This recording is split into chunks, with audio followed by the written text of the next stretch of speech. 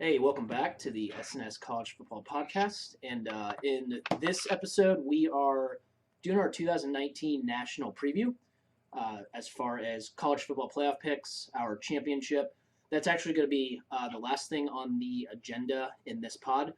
We're actually going to start off with some win totals. Finally, get into some betting for once. I've been waiting about a month and a half for that. But tonight on the pod, we got in person Addison and I. We've got Dave from New Orleans. Say what's up, dude. Hey, what up? And then in 2 weeks it'll be Dave from Houston. That is a good point. He is moving out of LSU territory and into, I wonder what Aggie, Longhorn. I'd say like Austin, like Texas, probably more than anything for Houston. I would think. I don't know. Well, closer to A&M, but there's probably I feel like there's a lot more Texas fans, right? There's a good amount of A&M fans. I don't know. You know what? Tolman will have to tell us what it's like when he gets there. It doesn't matter. Yeah. The point is that he is going to be David from New Orleans, or from Houston. So anyway, yeah.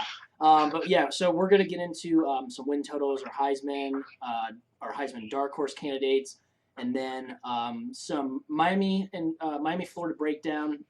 Not a lot of you will see that in time. I don't really care. And then our week 0 bets. So let's get started with some win totals. Some bets that we have made for the year as far as futures, essentially. Addison, I'll start with you. Anything that's just kind of popped off the page at you this year as far as win totals? The two biggest ones, these are the ones I actually bet. First of all, Florida. They were at 8.5. I went under. Florida's coming into the year as a top 10 team. I think they're probably a little overrated. I don't like the line. They lost 4 guys. We've talked about Felipe Franks, how we're not really sold on him. Mm-hmm. So, if he's going to be facing a lot of pressure in the SEC, that could end up being not so good for them. They've got a tough out of conference, and their conference slate, is going to be a challenge too, obviously. So, I think there's a good chance that they go under. And they come into the year with a lot of expectations too. I think a lot of people. We mentioned the bowl game. Yeah, the bowl game, like the way they played to finish the year, that obviously still weighs on a lot of people's minds and kind of inflates Florida's stock, I think, going into the year. So, I think there are a lot of opportunities to slip up in conference, like the away games they have. I expect them to lose to LSU, Georgia, at Missouri, at South Carolina, at Kentucky. They could lose any of those games. Yeah. And they've got Miami and Florida State out of conference. So, Florida is Florida is the under pick I made. And then last week I mentioned briefly that I had Illinois over. Oh, yeah. Brandon Peters, the David from New Orleans, now from Houston, the call-out. Phil Steele didn't even have Brandon Peters on the roster. And Dave from New Orleans knew he just fucking had the inside info that Brandon Peters was going to be starting, and he was just named starter. I also had the internet, but... Well, don't we all? But he has the inside info, and that's you shouldn't have said that. With. Yeah, you shouldn't have said that. God damn it. But it's funny that he wasn't even listed on their roster in Phil Steele, and he's the starting quarterback. It's really strange, yeah. Yeah. But yeah, go ahead. Anyway, Illinois, they bring back a lot. Let's be serious. This isn't a really talented team. Last week we talked about how they do have a lot of transfers coming in, so that does help. Still going to be lacking in depth, but you only have to go over 4.5 to take the over on this one. They're going to be favored in 4 games. Their out-of-conference schedule is garbage. They play Akron, at UConn, Eastern Michigan. Those should be 3 wins, you would think, unless Illinois is just terrible. Right. Rutgers at home in Big Ten. Another game that should be a win. I think they'll be favored, yeah. Yeah. Oh, they'll definitely be favored. Yeah. It's a game they need to win. And then, so to go over, they got to win 1 more game. I think it'll be an improved team. Like, if they can get anything defensively, then they could be a pesky team in Big Ten play, because they did give a lot of teams trouble at the end of with the their year. with their rushing attack. Mhm. Yeah. So if their defense was just so bad though, really. If they can get anything on that side of the ball, any improvement, they do have 10 starters back. So if they can at least just not collapse like they did against Penn State last year, for example, then definitely a threat to go over, and that's why I took that. All right, so there's a couple others too. We can just go to rotate. you. Yeah, we can rotate and do like one, and then pass the baton. Yeah, so because the rest of mine are just kind of like ones that I was leaning but didn't take. Sure. So well, yeah, I'll go with my two biggest bets as far as win totals. So I agree with the Florida one. That was one of my. It's not my biggest one, but I do think they're a little overrated. I worry about their O-line, Felipe Franks, their schedule. You covered it, just fine. But Texas is the other team that I think I've seen in the top 10 in most polls or media outlets. We obviously, if you haven't watched the Big 12 pod preview, go back and check that out. But our podcast is not very high on Texas as a group this year. Certainly, a talented team. I think Tom Herman's a good coach. He's been recruiting well, but they only bring back 3 starters on defense, 5 on offense. They, I believe, are replacing their entire front 7, and that's not going to be good in the Big 12, not good enough. Sam Ehlinger, I also don't trust him to stay healthy all year. He was very banged up a lot of last year. They play LSU out of conference. I've already bet LSU -3 in that game. They play Oklahoma, obviously. They got at TCU, at Iowa State, at Baylor. I took under 9. I believe that line maybe has moved even to 8.5 perhaps. And I actually don't even remember. Maybe it was 9.5 or 9. But I think this team could I think they're definitely losing 3, but very possibly losing 4 for sure. I think they're a year or two away from being what I think a lot of people think this year. Like the casual fan thinks that this is a playoff contender, and I don't really see it. My best bet as far as an over, before I hand it over to Dave, is actually going to be Michigan State. When we covered the Big Ten pod, I think I was a little higher on Michigan State than the other guys were, but their totals at 8.5. I took the over. I think this team is going to win 9 games, possibly win 10 to 11. Like if they do live up to some kind of, if you want to call it potential on offense, I don't think there's much there.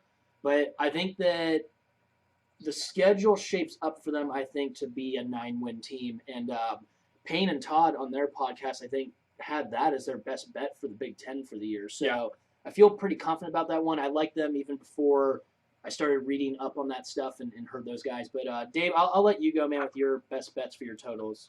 Sure. So my under is Mississippi State under 7.5, and I got that at +130. That's looking really good now. that's great value now. I think they've lost so much on defense, and maybe are going to. I don't see a ton of improvement on offense. They've got a tough schedule. I think they are. Either them or Ole Miss are the second worst team in the SEC West. So I'm taking the under there. You know about the suspensions, right? Not all of them. Go ahead. There are 8 guys. It's 8 guys. Today. Or 10 guys. Yeah. 10, 8 or 10. I think it's 10 guys for 8 games. Got suspended for 8 games today. So your under is probably a lock. Yeah. I don't know who those 10 guys are, but that's a lot of guys to lose. Yeah. Like you're going to lose some depth, if not a few starters. Either way, though, he likes them regardless. Under. So and then your other bet. Okay, so I like Minnesota over 7.5. Last week I picked them. That's a good one to win the Big Ten West. So I think to do that, you're going at least 8-4, maybe 9-3. But my funny over that I'm going for is Kansas over 2.5. They've got Coastal Carolina and Indiana State out of conference, and then like Boston College. So you're going to win 2 of those games, and if you can beat a West Virginia in the Big 12, that'll be a fun over to root for with Les Miles coaching. Oh, for sure, yeah. I think that's a good one. Addison, you got maybe 1 or 2 more? Just some thoughts. I do. Mississippi State under was one of my leans. Texas was as well. So I agree with you guys on a lot of things. Texas, we've talked about, like, the metrics just said they weren't an elite team last year. So A lot of smoke and mirrors. yeah, exactly. And Ellinger, they run him like he's Tim Tebow. Yeah. Like, there are a lot of opportunities for him to get hurt. And when you're looking at season-long win totals, like, QB injuries are a huge problem. So, yeah, they run in between the tackles too much. It's definitely a worry. Mississippi State, just looking at their schedule, like, it's so tough. And, like, immediately I was like, I don't know, looking at this, if they can get to 7 wins, you know. And that under is plus money, too. Right now, it could change with the suspension news. So right. I agree with you guys on those for sure.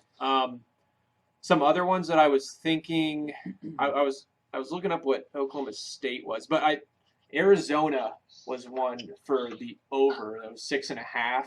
Yeah, that's good. I think there's potential there. Addison, I looked at Oklahoma State. They were over 7.5 at plus 115. I was thinking about that. Yeah. Their 3 out-of-conference games are McNeese, Oregon State, and Tulsa. I would lean over on them. Yeah. That's so 3, and then you finish 3 should be easy 5 wins. in the Big 12. Yeah, they could do it. Yeah. Tolman, so you had Kansas over 2.5 as a funny one. I got another one for you. The first total that I booked this year was Rice under 2.5. Rice.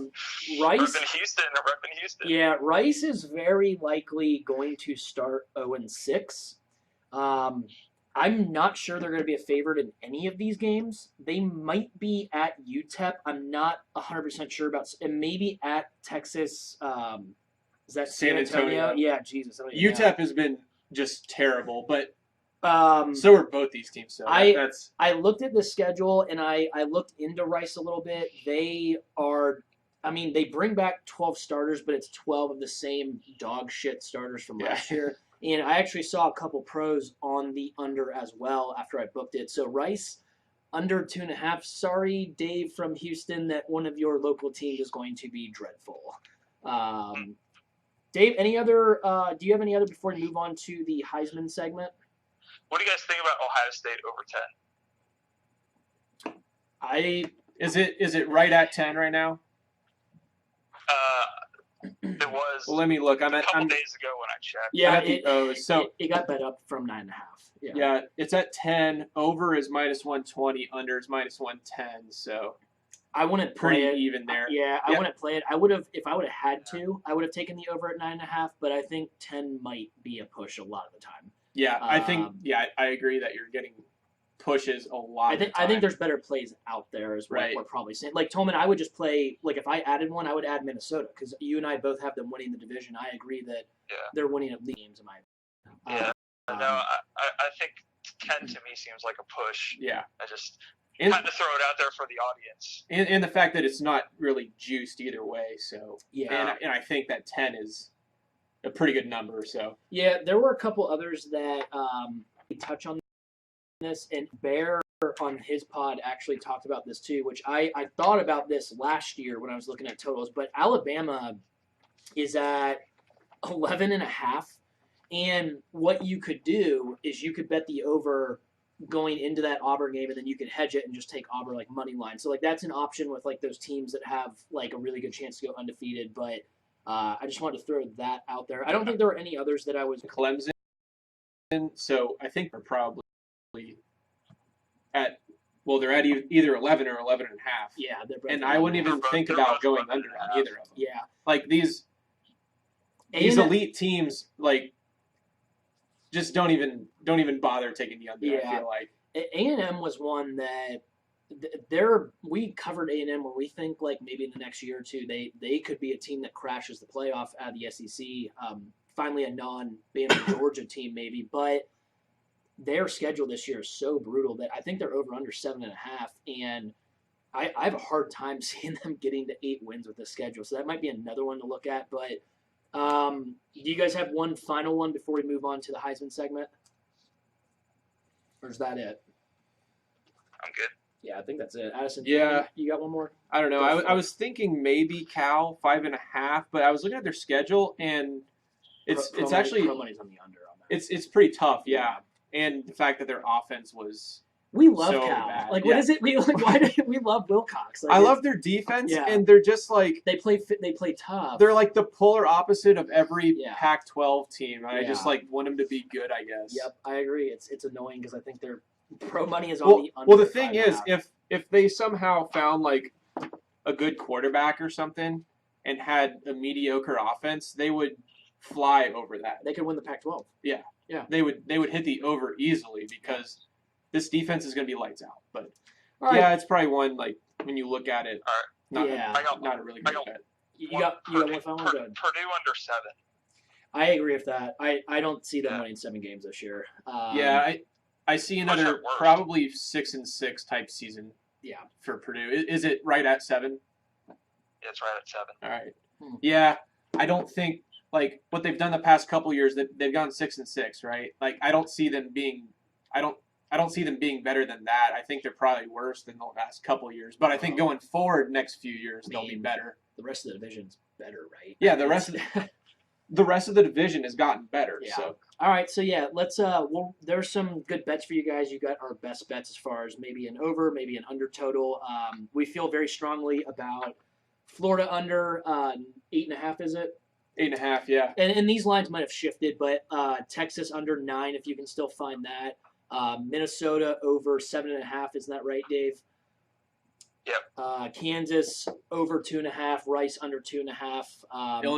Illinois over Over 4.5, Sparty over 8.5. So let's move on to the Heisman segment. So this year there are clearly 2, I think, basically co-favorites. It seems with Trevor Lawrence, Tua, and then you got some guys behind them that I think certainly are very good players that have a shot at this thing.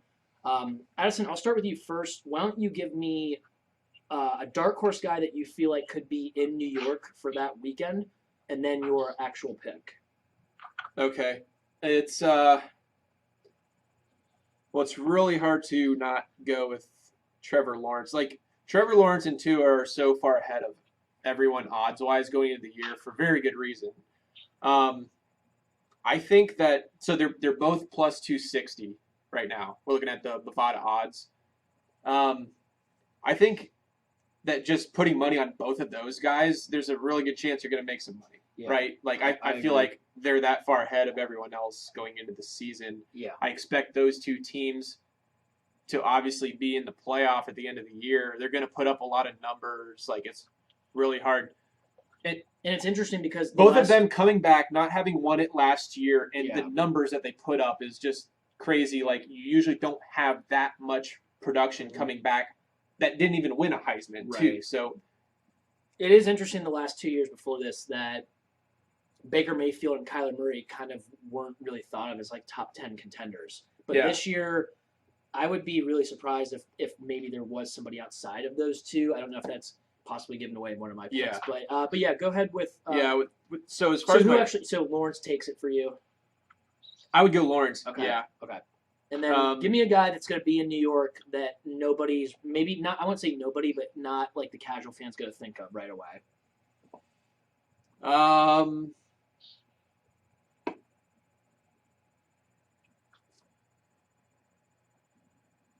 Let me see. Dead air.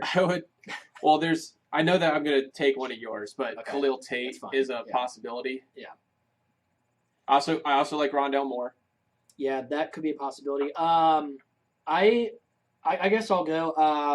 I think Tua is going to take it down this year. He had it for like 13 weeks last year, and then Kyler kind of took it at the last second. Tua sat out in the fourth quarter like every game almost last year, except for like I think maybe the Auburn game and then Georgia perhaps. But I don't know. He sat out pretty much like every fourth quarter. But he got hurt in the Georgia game too. He did. And he didn't play very well against the last 4 defenses that were good that he played against. But I think he'll improve. I think Alabama's got a chip on their shoulder. I think they're looking for blood this year. So I do have Tua winning it. And I agree with Addison. I really think it's definitely a 2-horse race, but I wouldn't be every year. I mean, there's been a lot of Heisman winners that have come out of nowhere, so I wouldn't be shocked if it was somebody else, obviously. Khalil Tate was definitely my dark horse that I actually do think he's going to be in New York for the award this year. Everything I've read out of where the hell is Arizona even from? Tempe, is that right? Tucson, whatever. Who cares? I think they're going to let him run a lot more this year and let him just kind of be free within that offense. So if he can stay healthy, I think he's got a really good shot. Another guy that I don't feel as strongly about this one, but KJ Costello is actually, I think he actually is a good quarterback. I think he's going to be a decent NFL quarterback. I think Stanford's going to have to throw to be successful this year. And if they surprise and they can win the Pac-12, I think it's going to be because he carries them. So I think that's another guy that could be there. Dave, so you, by request, wanted to be last in this segment. Why don't you bring the noise here? Sure. So I got to basically for the same reasons as Nick. I don't think there's any value in going in putting Heisman money on either Tua or Lawrence. I love ATN. I love Jerry Jeudy. Maybe you could go like Jalen Hurts or something like that because of the Lincoln Riley system. But my real dark horse is, did you know that you could get Tate Martell at 66-1? We were laughing at that. We literally were laughing at that before we got you on. Yeah. So I guess that's where we go to the next. There are definitely some noteworthy lines on here. I think we can talk about those in a second, though. I would say one other guy I did think of is actually Khalil Tate's his backfield mate, J.J. Taylor. Yeah. I think J.J. Taylor could have a really big year as well. Yeah. So apparently I should be like all in on Arizona. The problem is I don't really love their coach. And I don't love their defense. That's why I said Arizona over too. Yeah. So, what's his name? Well, Jonathan Taylor from Wisconsin. He's had Heisman numbers the last 2 years, but he hasn't even been there because Tolman and I picked him last year, and I said he would run for 2,000 yards and win the Heisman. He ran for over 2,000 yards, and he wasn't even invited. Yeah, it's crazy. You literally have to be a quarterback nowadays. I love ATN and I love Jeudy, but I do too. If great players, and you could argue that because they opened so many things up for Tua and for Lawrence, like they've almost helped their Heisman cases. Yeah, if Lawrence, like if Clemson did not have Lawrence, then Etienne would probably be my pick. Yeah. As a non-quarterback guy, I guess, because I loved him going into last year, and he had a huge year. How do you guys feel about what about JT Daniels as a dark horse? I like that because I wanted to say one of USC's receivers, but they have so many that I can't really pick one, and he has an opportunity to put up a lot of yards. In that system, it's Graham Harrell, it's air raid. We talked about that during the Pac-12 pod, I think that could be an interesting one. I did mention in the SEC pod, Kellen Mond. The thing is, if A&M is going to shock the world and win 10, 11 games this year, I think it's because Kellen Mond took the next step. So that's one that I could see happening. Yeah, Mond's a good one because Trayvon Williams is gone. Yeah. They could need a lot of rushing yards out of him and through the air, so he could put up a ton of stats. Yeah. I'll say one other one that seems kind of easy as well is going to be our guy Gage Gabrud. Eastern Washington transferred to Washington State with Mike Leach. Obviously, we saw what Gardner Minshew did last year. Gabrud is supposed to be more talented. Now, the more I've read up on him, the less I like him, but it's still Mike Leach, and he's phenomenal with his system and quarterback. So that could be one to look out for. Dave, any other final funny Heisman picks or dark horse candidates, I guess? Let's talk about why Tate Martell might not be starting for Miami this week. Yeah, so I think all offseason the casual fan thought that Tate Martell was probably going to win the job, but if he wasn't, then it was going to be N'Kosi Perry. Is that his name? Yeah. And I started to hear that if you knew people down in that area and in the program, that Williams, is that his name? Who's the guy that's actually started? Jaron Williams. That Jaron Williams was actually going to be the starter. Like they had a feeling that was going to happen all along. So I had never heard of the guy until they said he was starting. Yeah, I never heard of him either. Tate is. We covered this pretty extensively when we talked about Miami.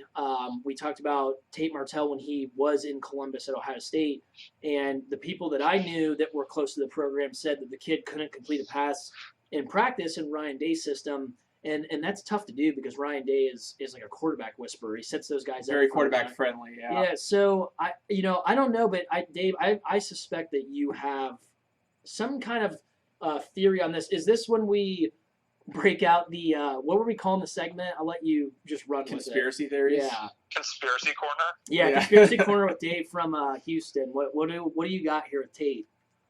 Well, it's not exact. It's not. I mean, it's related to Tate, but it's just about quarterback transfers overall. Okay, there's a ton of them. It's rampant. And it's now happening with star quarterbacks. You got Jalen Hurts, who won a national title with Alabama. He's at Oklahoma now. You had a highly recruited Brandon Wimbush, who is now the starter at UCF. And then you had Justin Fields, one of the highest rated recruits of all time, who's now at Ohio State. And then you have to have open quarterback competitions. Like, you're not just transferring there and guaranteed the starting job. But the question is, was it really much of a competition?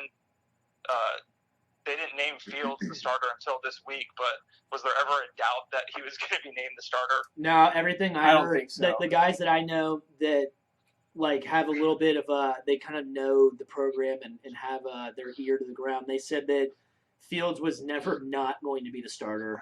He was always ahead, and especially the last couple weeks of camp, he looked a lot better than what he did previously, which apparently was just all right. But they said he really took command in the last week and a half of camp. Yeah. So if there was never a doubt, I don't get why you don't name him the starter so much earlier in the process.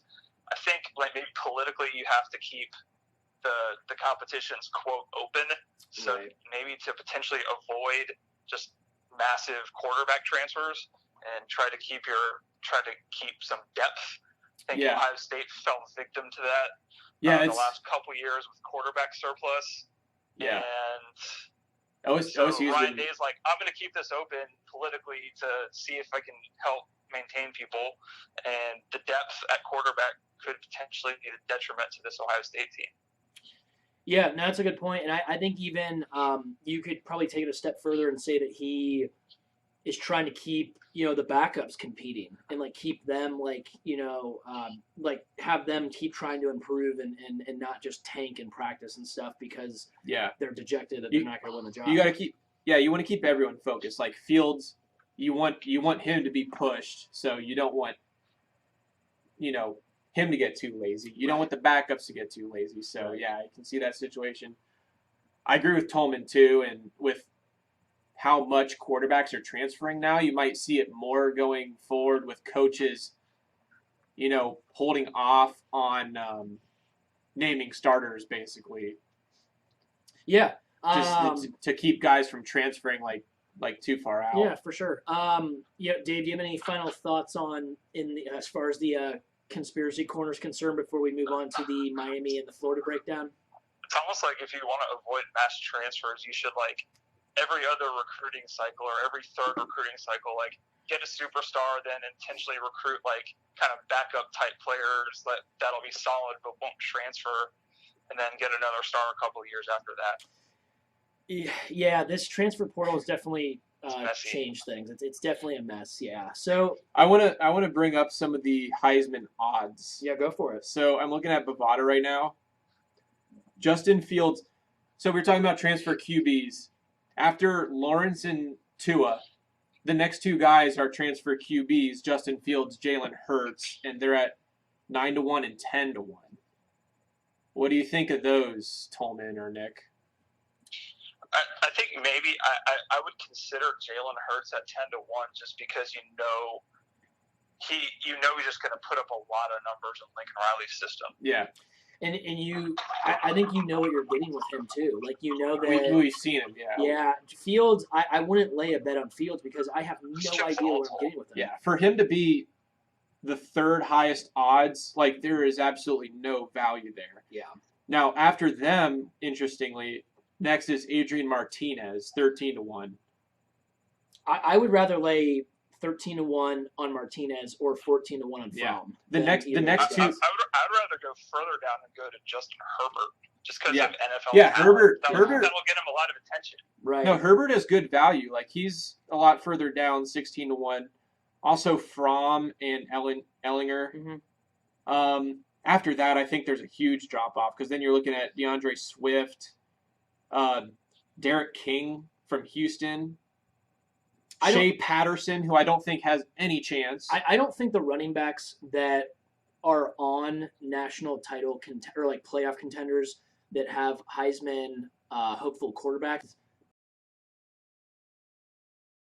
if anything, they're just going to take votes regionally away from their quarterback. Like I don't think Etienne and Swift, as good as they are, have any shot of winning the Heisman unless they run for like 2,400 yards or something like that. Yeah. There's just no way that like those teams end up undefeated or one loss at the end of the year and their quarterbacks aren't getting all the love. And it might not be fair, but that's just how it is. It used to be that rushing for 2,000 yards meant you won. Yeah, you would at least get there, and you usually win the Heisman. Like LaDainian Tomlinson, Rashawn Salam, did Ron Dane run for 2,000 yards? Yeah, he did twice. Yeah, Ricky Williams. I mean, Ricky Williams. Right. I mean, Melvin Gordon ran for like 2,500 yards. Like that, his year was insane, and he didn't win. Like, who won that year? That was the year that Mariota won. Him, Mariota, and Jameis. No. Yeah, it was Jameis, wasn't it? No, it was the following year. Well, whatever. Yeah, it was Amari. It was Amari Cooper. Oh, Amari Cooper. That's right. Okay. Yeah. So anyway, yeah. I mean, I guess to like answer the question, like put a little bow on it.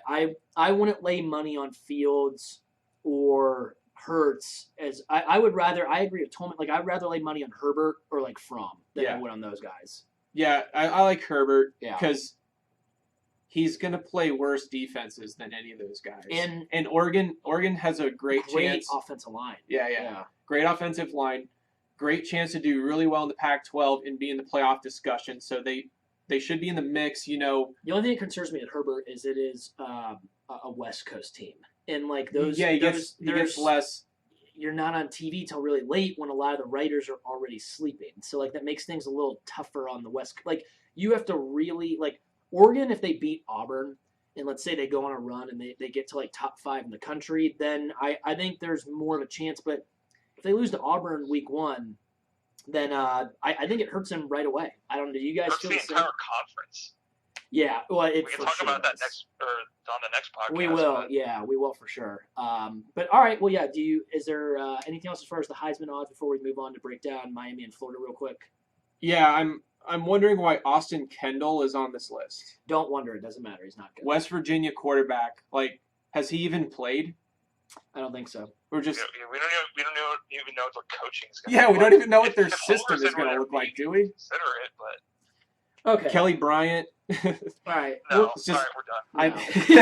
Yeah. Off the rails. Yeah.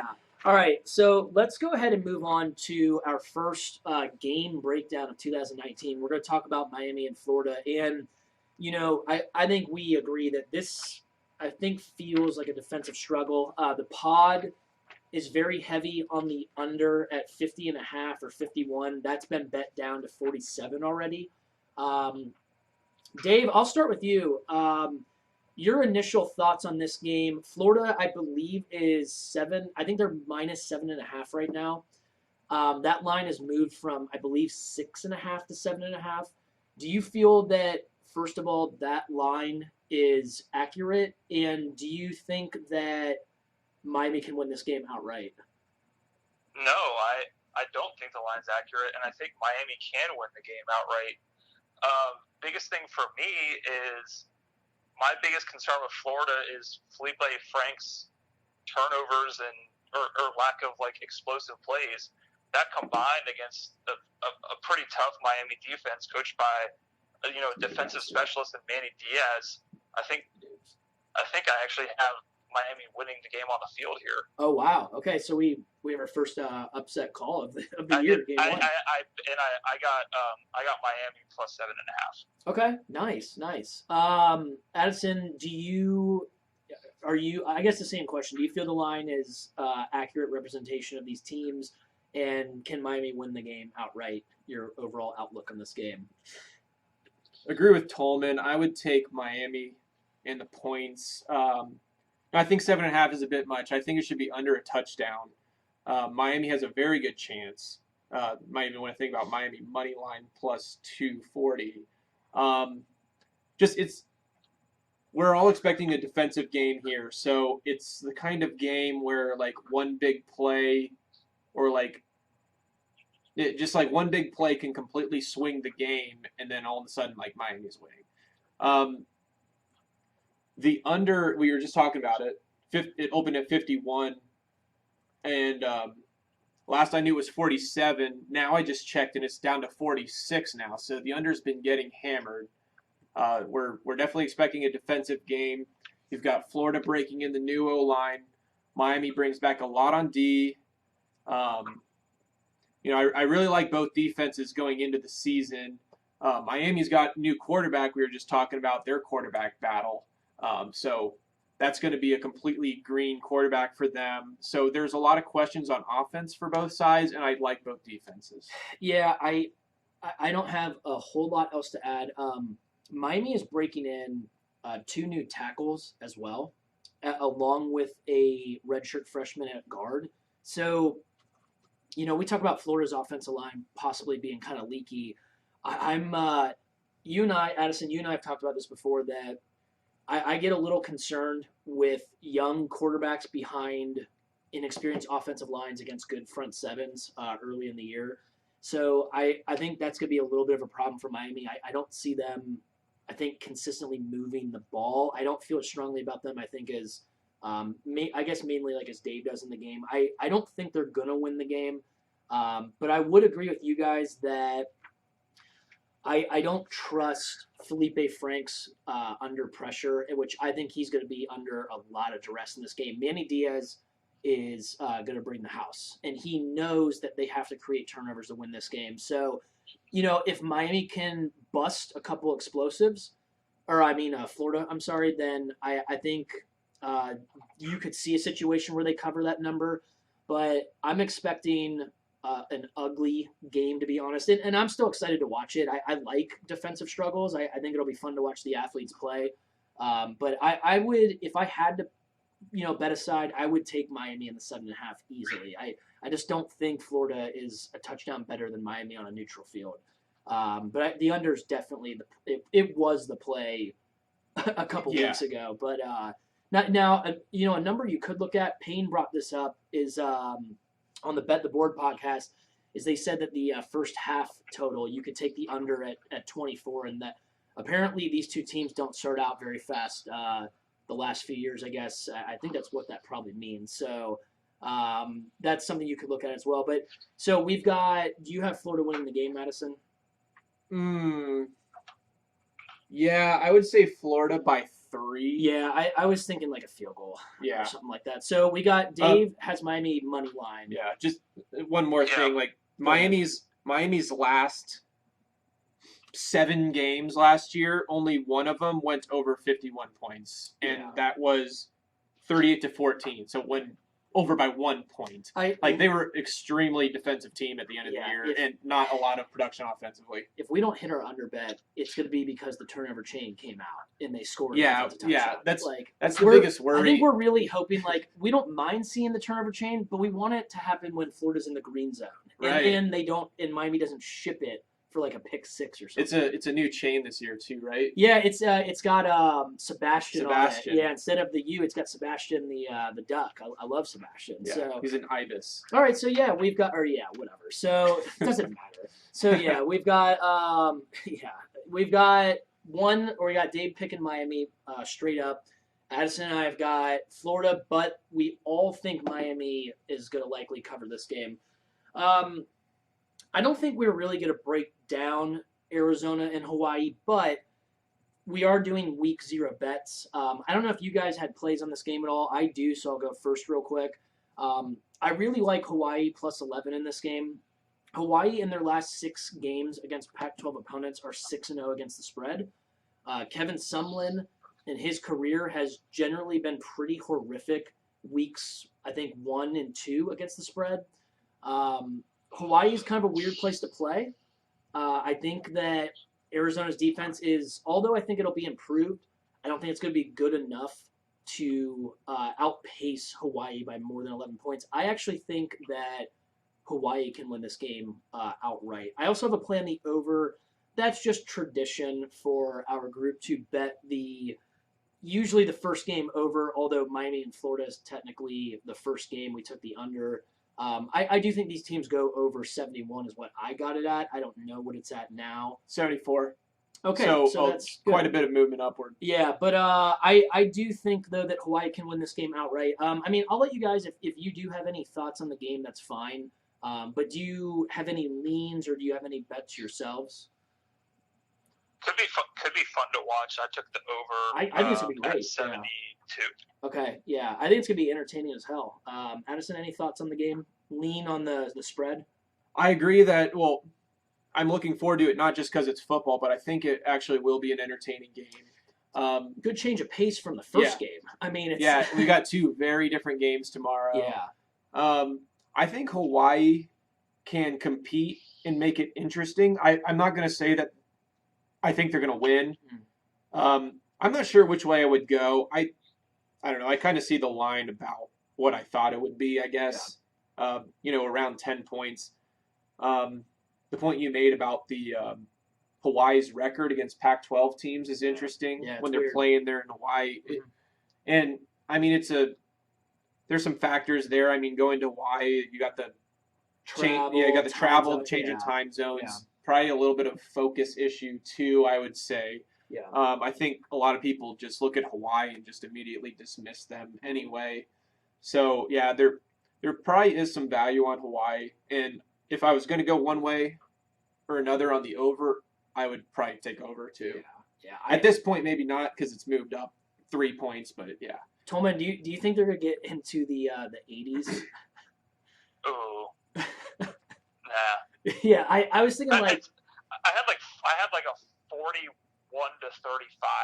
type game. Yeah. I was thinking like 11 touchdowns, like 77 points basically. So so interesting. Well, I think we feel a lot more confidently about the under in the Miami Florida game, and Arizona Hawaii should be from that first game. So the last segment, last but not least. Finally, we get to essentially what is our national preview. We're going to give we'll start with like playoff, maybe sleeper teams, teams that we think could crash the party this year. And then we'll get into our actual quartets of playoff teams that we have and then our national champions. So, Dave, I'll start with you. Do you perhaps have, I don't care how many you have, if it's 1 or if it's 5 teams, outside of the obvious, do you have any teams that you feel could definitely crash the party this year and make the playoff, or do you actually have one that's a surprise that's in? I have one that might be a surprise that's in, but I ended up with a short list of 6. Okay. One of them that I put in might be a surprise, but kind of going off the radar, a team that I considered, like if you were like looking to do like some sucker bet, like a Oregon at plus 800 or Penn State at 20-1. Those are maybe some off the radar ones that I thought I could see scenarios where that happened, but I ended up with a short list of 6 that we'll get to in a second. Okay.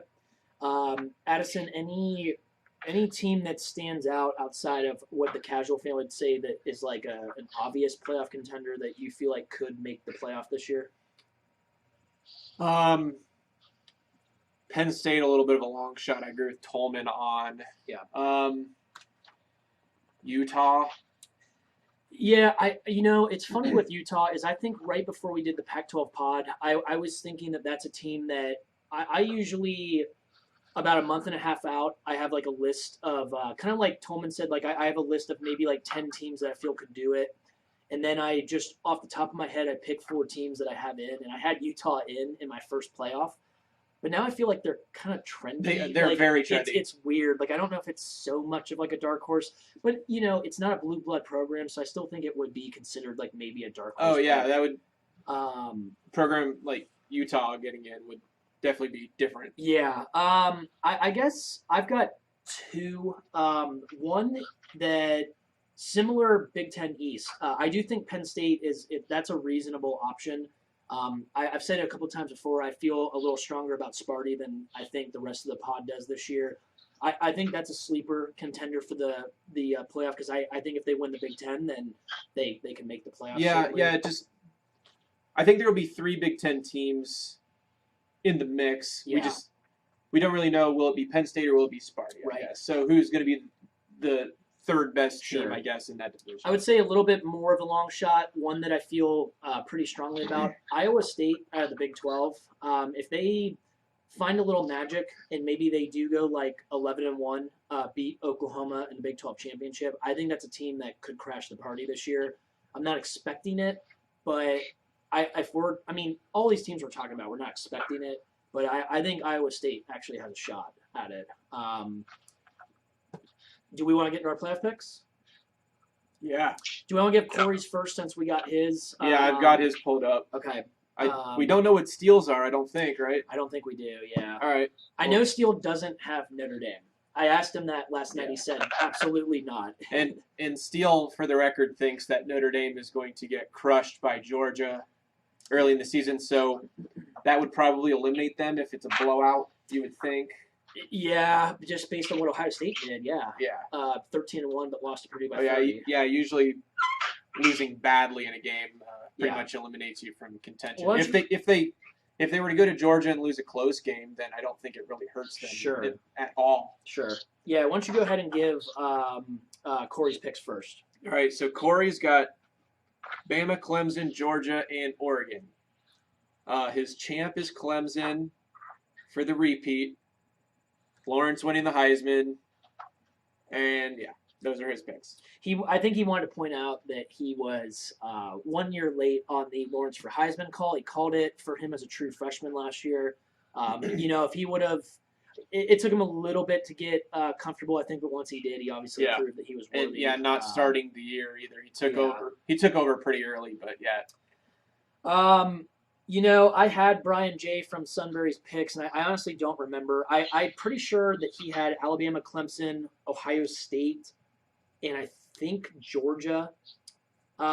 He might have had Oregon. I know he was pretty high in Oregon this year, but I'm pretty certain that he had Alabama taking down the title this year, getting revenge over Clemson. So, Dave, do you want to kick it off with us 3 with your 4 playoff teams and then your national champion?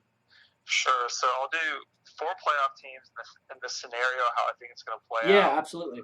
So I got Bama, Clemson, Oklahoma, LSU. Okay.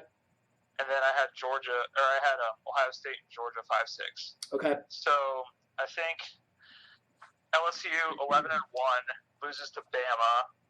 Bama either goes undefeated or possibly loses some, potentially irrelevant game against Auburn and still goes to the SEC West Championship. They play Georgia. Georgia 0. If they have, even if Georgia's undefeated, I think Bama beats Georgia, and I don't think you need to have Bama play Georgia again in the college football playoff to show that they can beat them again. I don't really like that, having the same matchup the last 2 games of the season. So sure. I agree with that. Yeah, that's how I see LSU getting in. I see Ohio State not getting in because if you have another, there's I don't think the college football playoff committee gives them a margin of error anymore. If you have some letdown game against Northwestern at night or something like that, then you're done for the season. So I think the margin of error for Ohio State with 1 loss is too slim. Okay. And then your your national champion is Bama, because coming back hungry after losing it last year, kind of in an embarrassing fashion. This team is just too hungry, and so I like Tua for the Heisman, and then lead Bama to the national championship. Okay. So we've got 1 for Clemson, I believe 2 for Bama. Then I'm pretty certain Brian J had him. I'm going to put everybody's picks in the description box under this video, our Heisman picks, our championship picks. So you guys will, you 33 people that are watching, you'll get to look at it. But Addison, do you want to go ahead and go with your quartet and then your champion? Yeah. Bama, Clemson, the 2 obvious ones, and then Georgia and Ohio State. The Pac-12 and the Big Ten, the Pac-12 and the Big 12. I think both of those conferences, their champs are going to have 2 losses. Okay. And I think so. Because of that, I think the Big Ten champ could get in with 2 losses. Right. Or any of them really. Yeah, could, sure. But, sure. I think the Big Ten, being the tougher conference, would have the edge there, at least on paper, going into the season. I'm not saying I think Ohio State's going to lose 2 games, but I'm saying it could happen. Okay. Eventually, it is going to happen where a 2-loss team gets in too. Right. So those are my 4. As far as Georgia and LSU, I think 2 SEC teams getting in, and looking at which one I was thinking would be the more likely to be the second SEC team to get in. I just think Georgia, their schedule is easier. Not playing Bama in the regular season, East being a little worse than the West. So I went with Georgia on that. Sure. I think their talent level is a little higher, although I do like LSU quite a bit. And then I'm gonna cheat. I'm gonna say Ohio State champ, but then I'm gonna go non-homer pick too, and say Bama. Okay. I think they're. Yeah. I think there is some truth to all this talk of Bama being hungry. From what I'm hearing, that's how they're approaching the off season and everything. Saban's worst loss ever at Bama, I believe, in that championship game. Yeah. They bring back so many guys. I think Bama's going to be really hungry going into the season. Okay. We have the same Final 4. I have Alabama, Clemson, Georgia, and Ohio State, as Addison does, as I just said. Dave, I was really close. For about a month, I had LSU at 11-1 in the playoff. But the more I looked at their schedule, the more I think that 10-2 is more likely. And I really like that team this year. What held me back a little bit was not only the schedule, but I'm still not so sure about Coach O with expectations yet. But I would not be shocked if that team not only made the playoff either way, but if they did win the SEC West, I don't expect them to beat Alabama in Tuscaloosa, but I could see them definitely crashing the party. I think Oklahoma's going to win the Big 12, but I think they're going to be 10-2. And I feel the same as Addison about Oregon and the Pac-12. I think they're going to win the Pac-12, but be 10-2 as well. I had Oklahoma with 1 loss. Yeah, right. I actually have your scenario though. I have Ohio State at 10-2, but I have them with a slightly tougher schedule to where they're going to be the first 2-loss team to make the playoff this year. This pisses me off a little bit. I'm not going to say it pisses me off, but not that I was excited to pick this team as my national champion, but I think all offseason I just thought in my mind that Alabama, I agree with you guys 100%. They're Saban with motivation, that program and roster with a chip on their shoulder. It could be scary this year. They could look even better than what they looked last year going into the last 2 games that they played. And I think for a while that I thought I was picking them no matter what. But I think I'll kind of take Dave's route and give you the scenario. So I think Georgia's going 12-0, and I think Alabama's likely going 12-0 as well. And I know that's kind of it's tough to go undefeated no matter who you are, but I just don't see either of these teams slipping up this year with their schedules. Even if Alabama goes 11-1, they're still going to make the title game, I believe. I really do feel that Georgia's going 12-0, though. I looked at their schedule over and over. I think I mentioned before we fired up the SEC podcast that I thought Georgia would just drop a game. I went back through it, combed through their roster. I don't feel the same way anymore. What I think is going to happen is I think Alabama's going to beat Georgia in the SEC title game. I think it's really tough to beat a team twice within that kind of time frame, though, when I feel like they actually are pretty close to equal talent. Alabama might be a little bit of a better team, but I think Kirby's going to have that team motivated going back into the playoff. I actually, and I said the reason I was pissed is because I heard that Bear and Steve like them, but I have Georgia actually winning the title this year. And I know that Alabama and Clemson are definitely like the biggest co-favorites that there could possibly be for like a title. But I actually think Georgia's going to pull it off. I like the talent on defense. I think Fromm's going to look a lot better this year behind a much better offensive line. I think Swift is really going to keep teams off balance. And the only spot that concerns me would be a lack of experience at receiver. But they have a ton of talent there. I think Fromm's going to help with that. I think the run game's going to help with that a lot. I have them breaking through, and I have them winning the title. So, my non-OSU champ too. I went back and forth on Georgia or Bama too, because I think Georgia, definitely can do it. Yeah, and behind Swift too, they've got a loaded backfield. They do. Too. Yeah, talented guys that haven't really seen the field much yet, but Right. we could see them as breakout players this year. Right. I'm glad you brought up the scenario of them and Bama going into the SEC championship game undefeated. Yeah. Because that would be really interesting, especially if, like we mentioned, the other teams have 2 losses, and so they both know they're going to get in. Yeah. How do they approach that game? Yeah, That's weird. Yeah, that would be interesting. In my scenario, I'm not sure if. Yeah, I don't know, because you wouldn't want your guy to get hurt knowing that you're probably you're in pretty much. Yeah. You're in. So does Saban sit Tua? I don't know. It's so weird. We've never really seen something like that play out. So yeah, it would just be weird to see it happen. Tolman, I got 2 questions for you guys before we get into whatever else, and then we wrap it up.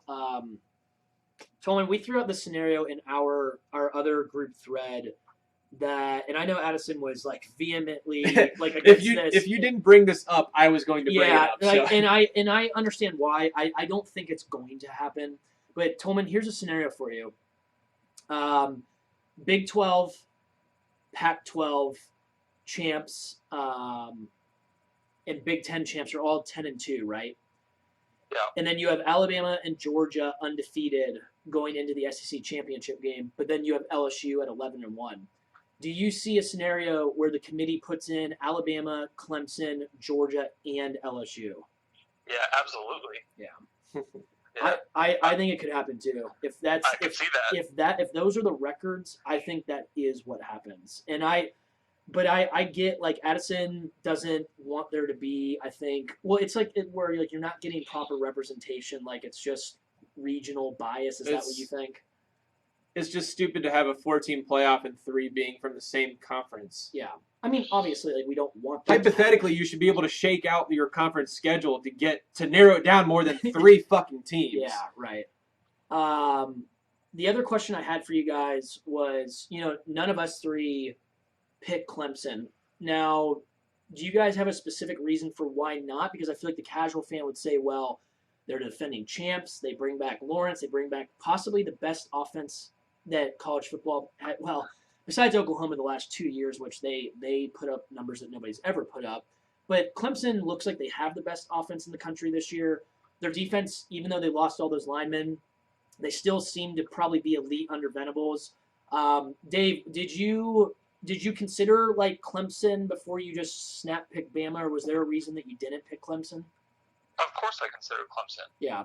But I kind of went with my gut feeling this year, and that I think Saban's going to do a hell of a coaching job, and I think there really is something to be said about this hunger that's brewing in Alabama. So I took them for the motivation factor. Yeah. I think it's one of those things where it's just really hard to repeat. You saw in 2015 with Ohio State, you've seen it all through the history of college football that as good as Clemson is, they may very well be the most talented team in the country. But I just think these kids, they won a title last year, and I think it's hard to get them motivated again. Yeah. There's teams that are on equal footing with them that are hungry as shit. So yeah, I totally agree. It's harder to repeat. If you can repeat in college football, you're a truly great team. So yeah, that went in my thinking as well. Yeah. Going with Bama. Any other final thoughts before we wrap it up? There'll be a pod released shortly after this one that you guys will see that we're going to get into the week 1 breakdown. We're going to talk about our bets for that upcoming week. We'll break down Oregon and Auburn for sure. I'm not 100% sure about the other games yet. We'll have to see. Maybe Addison can look those up real quick. But Dave, any final thoughts as far as wrapping up our 2019 preview? Anything else about these teams we just mentioned, or the playoff, or anything else that you got? I'm excited that I get to watch football tomorrow. Yeah, fact. That is. I think that's all I gotta say. Yeah. I hope I can sleep tonight because I'll be excited. I was hoping they had like a Friday night game. It would have been nice. I would have thought Arizona and Hawaii might have played tonight, but yeah, that could have been cool. Yeah, definitely tomorrow though. So I think as far as next week's games, let's talk about that real quick. Just Northwestern Stanford's pretty noteworthy. Well, you and I have bets on that game, so we'll bring that up no matter what.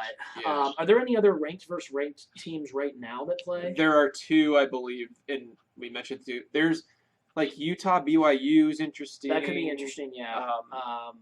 Cincy UCLA is interesting. Cincy was a team that I didn't mention. They're over 7.5. 7.5. They won 11 games last year. That's 10, interesting. well, 10 in the regular season. Yeah, that's right. That's interesting. Yeah. That's a big difference, and Cincy's still going to be pretty good. That's one that is definitely worth a little more consideration. I think out of conference they've got Ohio State, UCLA, and that's Oklahoma or something like that. Yeah, I gotta look to see Oklahoma. I have them. I actually. Well, I don't want to spoil bets. I think UC is going to beat UCLA, but I think they're going to lose to OSU.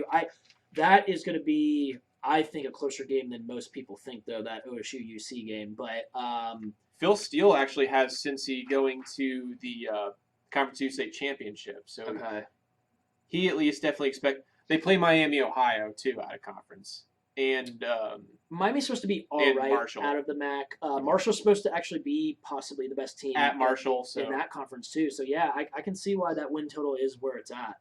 But yeah, so that's gonna wrap up the national preview. So to recap, wrap it up by talking about Cincy. Yeah, somehow we got on the Bearcats, but we had 3 votes for Bama as far as parentheses non-homer. We had an OSU pick as the homer pick, Clemson from Corey, and then I had Georgia. Steele, I think, had Alabama. I will have his pick in the description box, though. But yeah, so we will, if you guys have comments or whatever, go ahead and put them in the comment section below. Wait, I said Clay Helton will get fired, but win the division. After USC will lose to Fresno State, they'll fire Clay Helton. Urban Meyer comes in, USC wins the national championship. There you go. This year? This year. Oh. Well, there you go. Yeah, that's my pick. And we're gonna let that marinate. We'll see you guys in the next pod.